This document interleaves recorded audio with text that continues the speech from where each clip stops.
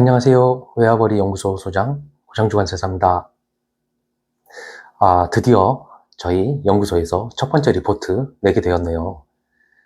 많은 정보 제공드리기 위해서 노력할 텐데 첫 번째 정보 어떤 리포트를 내드리는 게 좋을까 고민을 좀 많이 했습니다.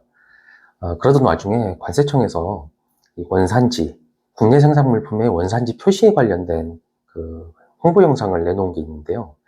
해당 내용, 물론 이제 많은 기업에 계신 분들, 특히 무역기업 같은 경우에는 원산지에 관련돼서 많은 관리를 하고 있기 때문에 파악을 하고 계시겠지만, 이 영상에서 얘기하는 부분은 국내 제조업체, 특히 국내 내수만을 위해서 수입 원재료를 사용해서 내수 제조하고 내수로만 유통하는 경우에 이 원산지 표시 부분을 적정하게 점검하고 있을 것인가, 생각해보면 그렇지 않은 기업들도 꽤 있을 걸로 보입니다.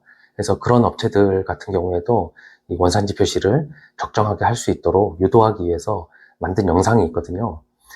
해당 영상 부분을 참조해서 여러분들이 제조하는 물품이 메이드 인 코리아라는 표시를 정말 적법하게 하고 있느냐라는 부분을 점검을 하실 필요가 있고, 또 이 영상에서 그런 어떻게 하면 내 물건이 메이드 인 코리아를 쓰고 있는 게 적법한 거냐 안 한 거냐를 체크할 수 있는 그런 기준들을 제시를 하고 있기 때문에 해당 내용을 가지고 영상을 좀 찍어서 좀 알려드릴 필요가 있다라고 생각이 됐습니다. 그래서 저희 연구소 첫 번째 리포트, 국내 생산 물품의 원산지 표시, 그 적법성 여부의 체크를 위한 그 기준, 그 내용에 대해서 좀 설명드리는 내용으로 첫 번째 영상 구성해 보도록 하겠습니다. 국내에서 만들었다고 모두 국산품은 아닙니다.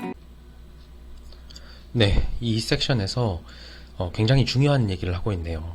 일반적인 사람들의 오해가 있는데, 국내에서 만들어졌다라고 한다면, 국내에서 어떤 제조 행위가 일어났다고 한다면 모두 국산품이다 라고 오해하는 경향이 있습니다. 하지만 관세법 또는 대외무역법에서는 우리나라에서 제조 행위가 일어났을지언정 그 우리나라 국산품으로 인정되지 않는 기준들이 있거든요. 그런 기준들을 충족했느냐의 여부를 따져보라 라는 부분을 지금 문제 제기를 하고 있는 거죠. 앞으로는 국내 생산 물품에 대해 꼼꼼히 확인해 봐야 되는데요. 국내 생산 물품이란 수입 원료를 사용하여 국내에서 생산되어 유통, 판매되는 물품을 말합니다. 네, 그러면서 여기서 국내 생산 물품에 대해서 설명을 덧붙이고 있습니다. 국내 생산 물품의 정의를 간략하게 일단은 수입된 원료를 이용해서 국내에서 생산 활동을 하고 그걸 이제 유통 판매하는 경우 국내 생산 물품이라고 표현하고 있네요. 물론 물건을 생산하는 데 있어서 전량 원료를 외국에서 수입해온 원자재를 사용하는 경우도 있지만, 국내 해당 원재료에 국내에서 또한 조달된 부가적인 요소의 원재료 또는 주가 되는 원재료 등등이 사용돼서 국내에서 생산 활동이 일어날 수 있죠. 그래서 이 예제에서는 그냥 간략하게 수입된 원료만 사용됐다라는 식의 표현을 했지만, 사실상 수입된 원료와 그리고 국내에서 조달된 원료까지 다 포함해서 국내에서 생산 활동이 일어난, 그렇게 해서 생산된 물건, 유통 판매되는 물건 전부를 국내 생산 물품이다 라고 설명하고 있다고 보시면 됩니다. 그럼 어떤 경우에 원산지를 한국산, 즉 메이드 인 코리아로 표시할 수 있는 걸까요? 첫째로, 국내 생산 물품의 수입 원료와 완제품의 HS 6단위가 변화했고 국산 원가의 비중이 51% 이상이라면 가능합니다. 이때 HS는 관세 품목 분류 보호를 말합니다. 예를 들어 수입 가죽 원단으로 가방을 생산한 경우 HS 6단위가 변경된 것이므로 국산 원가 비중이 51% 이상이라면 한국산입니다. 자, 여기서 우리 제조기업에서 가장 관심이 있어 하실 부분, 어떻게 하면 메이드 인 코리아를 붙일 수 있을 것이냐. 아무래도 중국산 원재료를 사용해서 제조 활동을 했을지언정 이게 한국에서 제조 활동이 일어났다면 메이드 인 코리아를 붙이는 게 제품의 이미지상으로는 더 낫죠.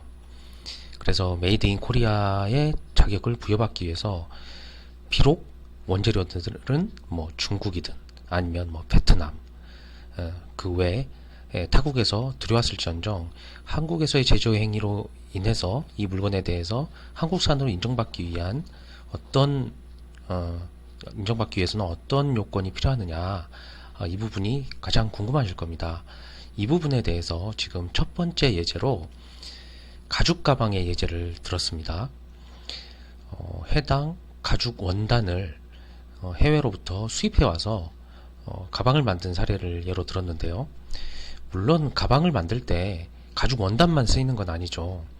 봉합을 위해서 실도 쓰일 거고요.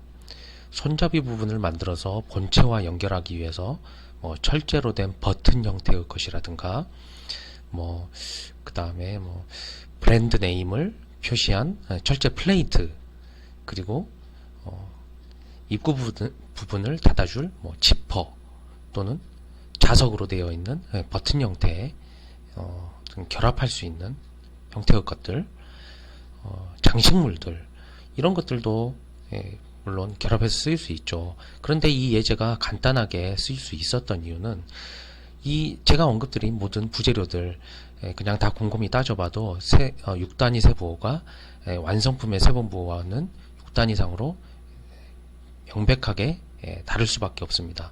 그래서 아주 간략하게 원단의 예제만 들어서 표현을 한 거고요. 원단이 수입이 됐는데 그 외에 다른 물건들과 같이 합해져서 원가 비중상으로 이 물건의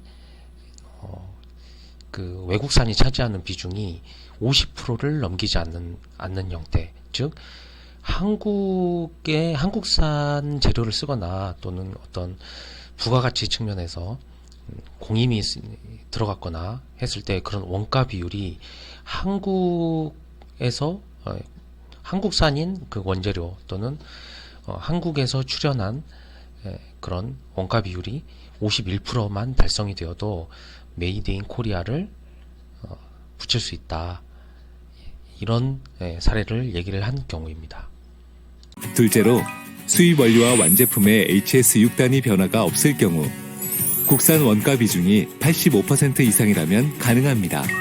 예를 들어 드론을 수입해서 국내 기술 고성능 카메라와 GPS를 장착한 경우 HS가 변경되지 않았으니 국산 원가 비중이 85% 이상이라면 한국산입니다. 이제 두 번째 예제에서는 드론을 예로 들었네요. 드론을 생산을 하는데 드론 자체를 중국산이라고 해볼게요.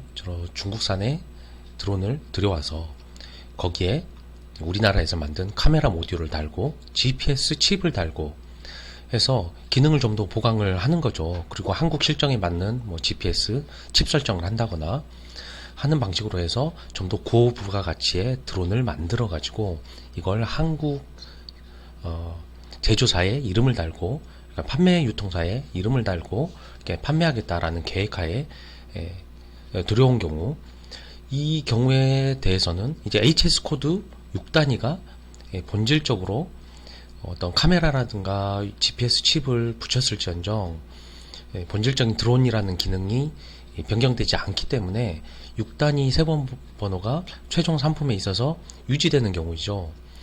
이러한 경우에는 그 드론이라고 하는 외국산 드론의 그 HS 코드 6단위가 변경되지 않았기 때문에 한국산의 원가 비율이 80%는 넘어가야 된다라고 설명하고 있는 부분입니다. 아까보다는 좀 더 요건이 강화됐죠. 아무래도 물건의 본질 그 자체를 변경을 했다면 50%만 51%만 달성을 해도 한국산이라는 지위를 인정하는 반면에 그 본질이 변경되지 않았다라는 것은 대부분의 가공 과정, 그 최종 상품의 가공 과정은 해외에서 일어난 거고, 그래서 국내에서 하는 가공 과정은 그냥 단순한 조립 또는 단순 부착 정도 수준의 단순 가공이다 라고 판단되기 때문에 한국산으로 인정받고 싶다면 한국산 재료를 80%는 써라 라는 의미로 해석되는 겁니다. 네, 정정을 해야 되겠네요. 80%가 아니라 85%입니다. 85%, 죄송합니다.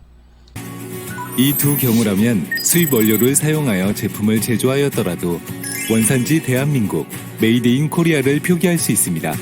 만약 한국산에 미달될 때는 원산지 표시를 어떻게 해야 될까요?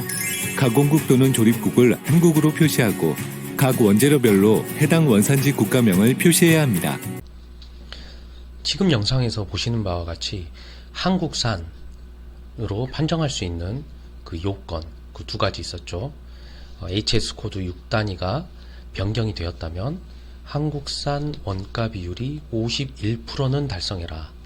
두 번째로는 HS 코드 6단위가 변경되지 않은 경우라면 한국산 원재료의 원가 비율이 85%는 달성해라 라는 이 두 가지 조건을 충족하는 경우에는, 그래서 한국산이 인정받은 경우에는 메이드 인 코리아를 제품에 이제 붙여서 유통할 수가 있는 거죠. 그리고 원산지 한국 이렇게 표현할 수 있는 거고요. 하지만 그게 이제 달성되지 않는 경우라고 한다면 가공국은 한국이다. 다만 부품 A는 어느 나라에서 왔고 부품 B는 어느 나라에서 왔다. 그리고 그 비율은 어느 정도이다. 라고 해서 구분해서 표기해 달라고 하는 내용입니다.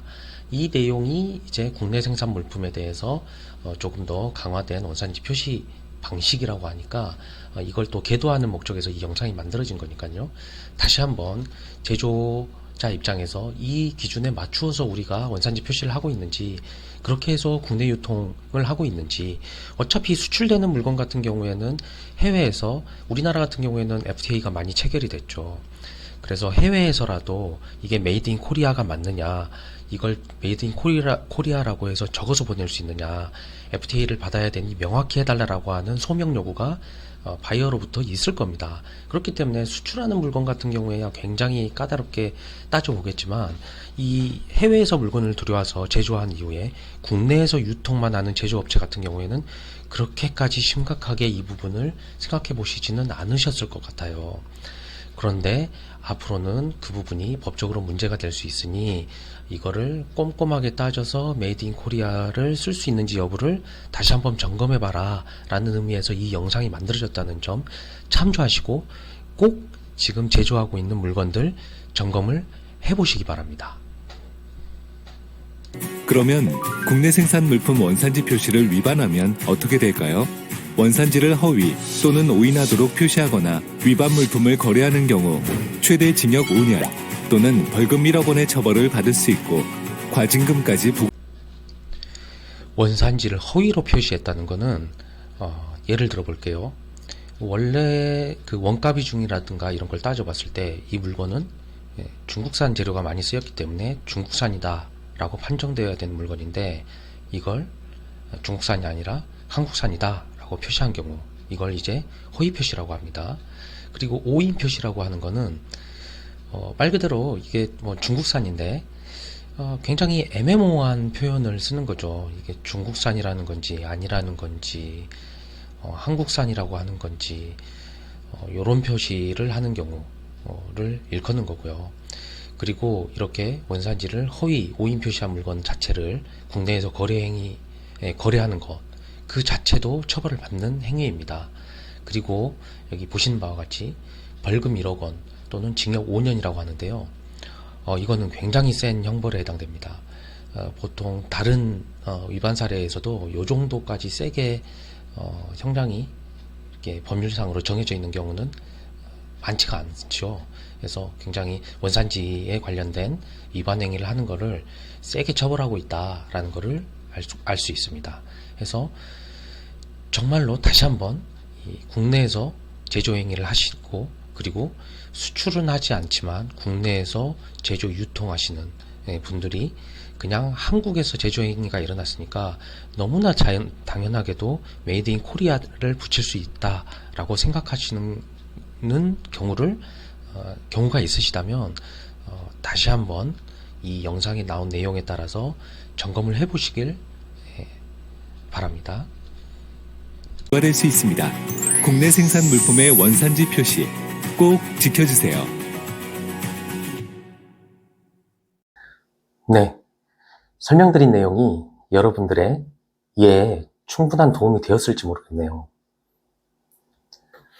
국내 생산 물품, 그리고 이를 생산된 물품에 대해서 판매, 유통하는 제조업체분들, 그리고 해당 물건에 메이드 인 코리아를 아무 생각 없이 붙여서 판매해오고 계셨다면 적발될 경우 정말 위험한 상황에 빠질 수 있기 때문에 꼭 한번 점검해 보시기를 다시 한번 말씀을 드리고요.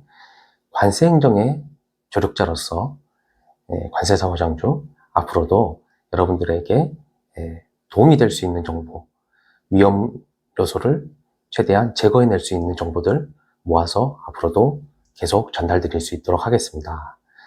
자, 궁금하신 내용 더 있으시거나 추가 문의, 유사한 상황에서의 문의, 또 나의 경우에는 어떻게 판단해야 되지? 라고 하는 궁금증이 있으신다면 저희 연구소, 외화벌이 연구소 영상에 댓글로 문의를 남겨주세요. 최대한 빠른 시간 내에 답변 드릴 수 있도록 노력하겠습니다. 영상 시청해주셔서 감사합니다.